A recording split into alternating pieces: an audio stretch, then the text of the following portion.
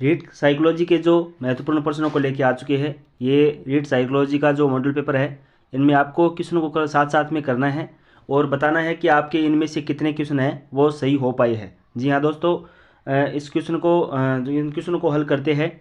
सबसे पहला हमारा क्वेश्चन है कि बाल मनोविज्ञान, सबसे पहला क्वेश्चन है बाल मनोविज्ञान के जनक कौन है। आपके सामने ऑप्शन है जीन पियाजे, पावलोव, कोहलबर्ग, थॉर्नडाइक।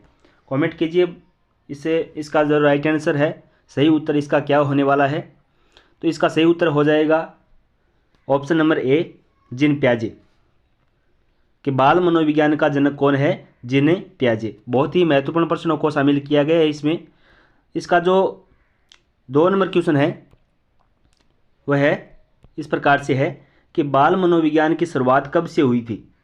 बाल मनोविज्ञान की शुरुआत है वो कब से हुई थी। ऑप्शन आपके सामने 1841, 1842, 1835, 1840। तो इसका सही उत्तर क्या है कमेंट कीजिए और साथ साथ में करते रहिए। और कमेंट में आपको बताना है लास्ट में कि इन क्वेश्चनों में से आपके कितने कितने क्वेश्चन हैं वो सही हो पाए हैं। इसका राइट आंसर हो जाएगा 1840, यानी बाल मनोविज्ञान का जो शुरुआत है वो 1840 से शुरुआत हो गई थी। अगला जो क्वेश्चन है हमारा वो इस प्रकार से है कि बाल मनोविज्ञान के कौन कौन से बुनियादी क्षेत्र है। बाल मनोविज्ञान के कौन कौन से बुनियादी क्षेत्र है। आपके सामने ऑप्शन है विकास, व्यवहार, समाजीकरण, भाषा विकास, या फिर अन्य जो ऑप्शन है आपके सामने इस प्रकार से है व्यवहार, विकास, भावनाएं, समाजीकरण, भावनाएं, पूर्व अवस्था। ऑप्शन नंबर सी में है विकास, व्यवहार, या फिर इनमें से कोई नहीं। तो इसका बाल मनोविज्ञान के कौन कौन से बुनियादी क्षेत्र है, इसका राइट आंसर हो जाएगा बुनियादी क्षेत्र है व्यवहार, विकास, भावनाएं, समाजीकरण। इस प्रकार से आप इसका राइट आंसर हो जाएगा ऑप्शन नंबर बी। चलिए जो अगले क्वेश्चन की तरफ चलते हैं। क्वेश्चन नंबर 4 है अपना कि क्वेश्चन नंबर 4 है क्या बाल मनोविज्ञान मनोविज्ञान की एक शाखा है। आपके सामने ऑप्शन दे रखे है नहीं, स्वतंत्र है, हाँ, या फिर इनमें से कोई नहीं। कमेंट कीजिए इसका उत्तर क्या होने वाला है। तो इसका सही उत्तर हो जाएगा कि बाल मनोविज्ञान एक मनोविज्ञान की एक शाखा है। तो इसका सही उत्तर हो जाएगा हाँ। चलिए नेक्स्ट क्वेश्चन की तरफ चलते हैं। Question number 5। क्वेश्चन नंबर 5 में बता रखा है कि बाल मनोविज्ञान का एक अन्य नाम क्या है। बाल मनोविज्ञान का एक अन्य नाम क्या है। ऑप्शन है आपके सामने विकासात्मक मनोविज्ञान, शिक्षा मनोविज्ञान, या फिर ऑप्शन 2 और है कि साइकोलॉजी, या फिर इनमें से कोई नहीं। तो इसका सही उत्तर क्या है कि बाल मनोविज्ञान का एक अन्य नाम क्या है। कमेंट कीजिए इसका सही उत्तर हो जाएगा कि विकासात्मक मनोविज्ञान, यानी बाल मनोविज्ञान का एक अन्य नाम है विकासात्मक मनोविज्ञान। चलिए नेक्स्ट क्वेश्चन की तरफ चलते हैं। इन्हीं क्वेश्चनों में से आपका जो क्वेश्चन है वो आपको पेपर में देखने में मिल जाएगा।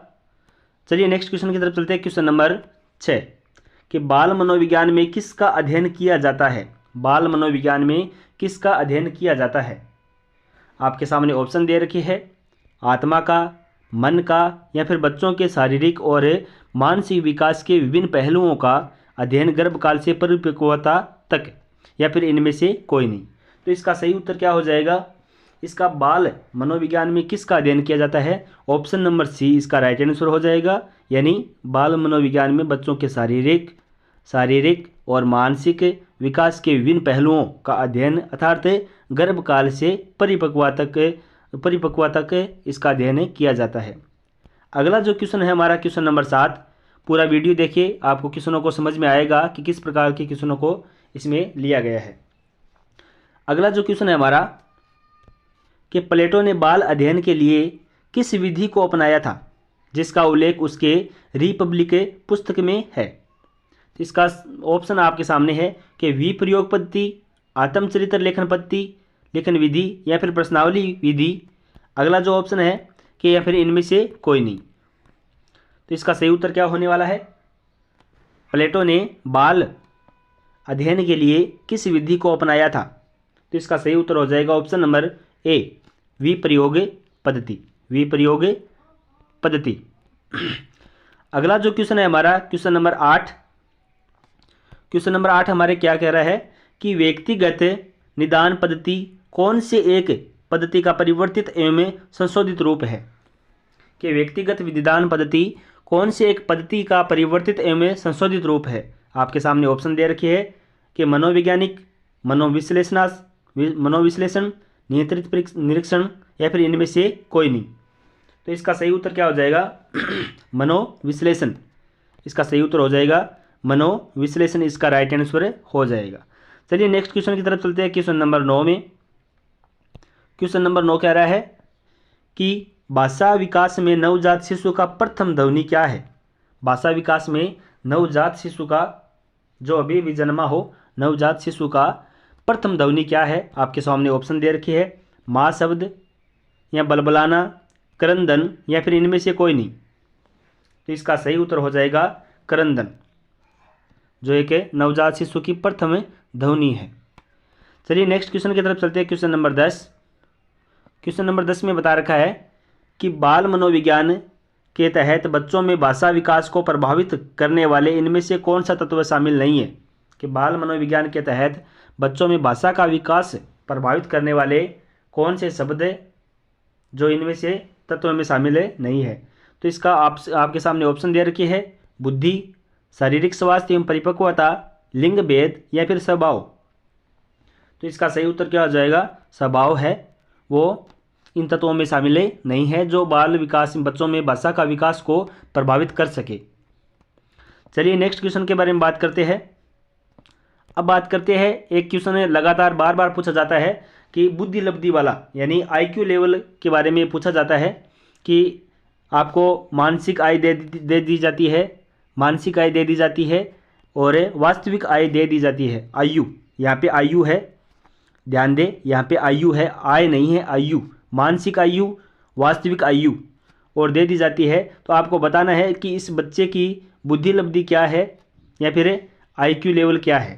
तो आपके सामने ऑप्शन है, ये इस प्रकार से आपको हल करना है कि मानसिक आयु, वास्तविक आयु इंटू 100 बट्टे में देखिए इंटू 100 लिख लेना है ताकि आप पता चल सके। ये आपको समझ आ गया होगा कि मानसिक आयु, वास्तविक आयु यानी बट्टे में वास्तविक आयु इंटू 100। तो आपका जो बुद्धि लब्धि वाला आ जाएगा। अगला जो क्वेश्चन है कि आपको सामान्यतः जो मंद बुद्धि वाला या फिर जो तीव्र बुद्धि वाला, यह सभी आपको याद कर लेना है, तभी आपका ये क्वेश्चन सही हो पाएगा कि 90 से कम बुद्धि लब्धि बालक किसके अंतर्गत आता है। 90 से कम बुद्धि लब्धि वाला बालक है वो किसके अंतर्गत आता है। आपके सामने ऑप्शन दे रखी है, सामान्य बुद्धि के अंतर्गत, मंद बुद्धि के अंतर्गत या फिर तीव्र बुद्धि के अंतर्गत या फिर इनमें से कोई नहीं। तो आपका सही उत्तर क्या हो जाएगा क्वेश्चन नंबर 12 में। तो ये मंद बुद्धि के अंतर्गत आएगा कि 90 से कम अगर बुद्धि लब्धि है तो वह मंद बुद्धि के अंतर्गत आएगा, यानी सबसे कम बुद्धि वाला बालक। अगला जो क्वेश्चन है हमारा क्वेश्चन नंबर 13 कि बच्चे में बाल अपराध कौन से प्रमुख कारण है। बच्चे में बाल अपराध के कौन से प्रमुख कारण है, या फिर आपके सामने ऑप्शन दे रखी है, भौतिक, आर्थिक स्थिति, सामाजिक परिस्थिति या फिर उपरोक्त सभी। यानी भौतिक भी है, आर्थिक स्थिति भी है और सामाजिक परिस्थिति भी है। तो इसका राइट आंसर हो जाएगा उपरोक्त सभी, उपरोक्त सभी। चलिए नेक्स्ट क्वेश्चन की तरफ चलते हैं। क्वेश्चन नंबर 14 कि बच्चों में प्रमुख बाल अपराध क्या है। बच्चों में प्रमुख है वो बाल अपराध क्या है। झूठ बोलना, चोरी करना, जुआ खेलना या उपरोक्त सभी। कमेंट सेक्शन में बताइए आप इसका राइट आंसर क्या हो जाएगा। तो इसका सही उत्तर हो जाएगा कि झूठ बोलना भी एक बाल अपराध है, चोरी करना बाल अपराध है, जुआ खेलना भी बाल अपराध है। तो इसका सही उत्तर हो जाएगा उपरोक्त सभी, एक बाल अपराध में शामिल किए जाते हैं सभी।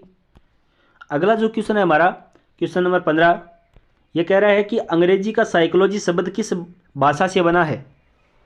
कि अंग्रेजी का साइकोलॉजी शब्द है वो किस भाषा से बना है। आपके सामने ऑप्शन है, ये तो जरूर आपने अध्ययन किया होगा कि ग्रीक भाषा से बना है, अरबी भाषा से बना है, अंग्रेजी, लैटिन, छात्रावास अधीक्षक भाषा से। इसे ये भर्ती में आया हुआ होगा कि लैटिन भाषा से बना है।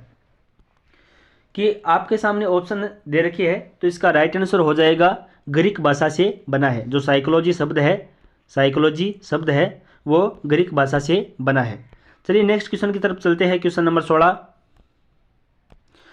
16 में दे रखा है कि बाल मनोविज्ञान का वह विज्ञान है जो बालकों के विकास का अध्ययन गर्भकाल से किशोरावस्था तक करता है। यह कथन किसका है? यानी बालकों के विकास का अध्ययन है वो गर्भकाल से किशोरावस्था तक है वो करता है। ये कथन किसका है? तो आपके सामने ऑप्शन है करो एंड करो, जेम्स ड्रेवर, थॉर्नडाइक या इनमें से कोई नहीं। तो आपके सामने ऑप्शन दे रखे है, तो इसका राइट आंसर हो जाएगा करो एंड करो। इसकी एक कथन है, एक परिभाषा है बाल मनोविज्ञान को लेकर कि बालकों का जो विकास का अध्ययन है वो गर्भकाल से लेकर किशोरावस्था तक है वो किया जाता है। तो ये कथन किसका है? करो एंड करो का। चलिए नेक्स्ट क्वेश्चन की तरफ चलते हैं। क्वेश्चन नंबर 17 नंबर क्वेश्चन में दे रखा है कि बाल मनोविज्ञान की वह शाखा है जिसमें जन्म से लेके परिपक्व तक विकसित हो रहे मानव का अध्ययन किया जाता है। तो ये परिभाषा किसकी है? ये जो परिभाषा है वो किसकी है? आपके सामने ऑप्शन दे रखे करो एंड करो। अन्य जो ऑप्शन है इस प्रकार से है कि जैसे जेम्स ड्रेवर, आइजेनेक या फिर इनमें से कोई नहीं। तो इसका सही उत्तर हो जाएगा जेम्स ड्रेवर। और जेम्स ड्रेवर की जो परिभाषा क्या थी कि जिसमें जन्म से परिपक्वता तक विकसित हो रहे मानव का अध्ययन किया जाता है उसे ही बाल मनोविज्ञान कहा जाता है। ये जेम्स ड्रेवर की परिभाषा थी। चलिए नेक्स्ट क्वेश्चन की तरफ चलते हैं। क्वेश्चन नंबर 28 कि बाल मनोविज्ञान के प्रमुख सिद्धांतों में से एक मनोविश्लेषणवादी सिद्धांत का प्रतिपादन किसने किया था? आपके सामने ऑप्शन है एस गी सिमन, एफ जीन प्याजे, एस फ्राइड या फिर इनमें से कोई नहीं। तो इसका सही उत्तर क्या हो जाएगा? Option number C, S Freud, जिसने बाल मनोविज्ञान के प्रमुख सिद्धांतों में से एक मनोविश्लेषणवादी सिद्धांत का प्रतिपादन किया था। मनोविश्लेषणवादी सिद्धांत का प्रतिपादन करने वाला कौन था? S fried. चलिए नेक्स्ट क्वेश्चन की तरफ चलते हैं। क्वेश्चन नंबर 19 के व्यवहारवादी सिद्धांत का प्रतिपादन किसने किया है? व्यवहारवादी सिद्धांत का प्रतिपादन है वो किसने किया है? आपके सामने ऑप्शन है John Dollard, S Freud, John Mellon या फिर एक ऑप्शन हो रहा है कि जॉन डॉलर, पीजे नीर। इसका सही उत्तर क्या हो जाएगा? इसका सही उत्तर हो जाएगा ये कि जॉन डॉलर, पीजे नीर।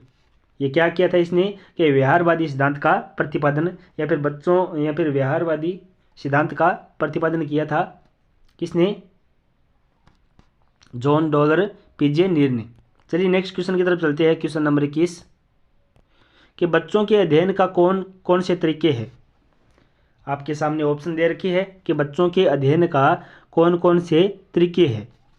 अवलोकन का तरीका, साक्षात्कार का, प्रश्नावली या फिर इनमें से कोई नहीं। बच्चों के अध्ययन के लिए